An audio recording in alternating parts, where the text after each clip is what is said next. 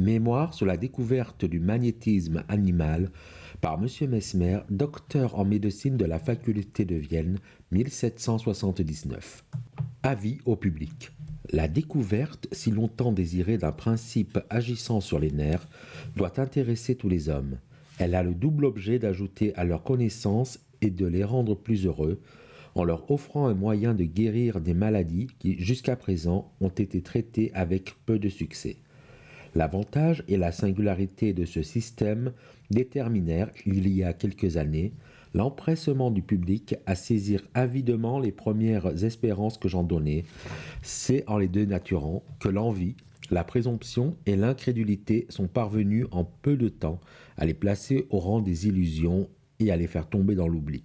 Je me suis vainement efforcé de les faire revivre par la multiplicité des faits. Les préjugés ont prévalu et la vérité a été sacrifiée.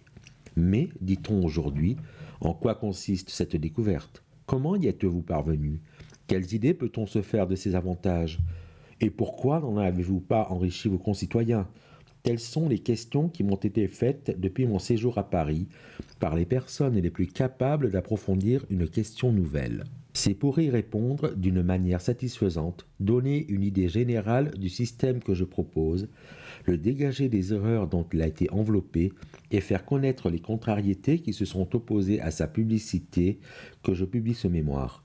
Il n'est que l'avant-coureur d'une théorie que je donnerai dès que les circonstances me permettront d'indiquer les règles pratiques de la méthode que j'annonce. C'est sous ce point de vue que je prie le lecteur de considérer ce petit ouvrage.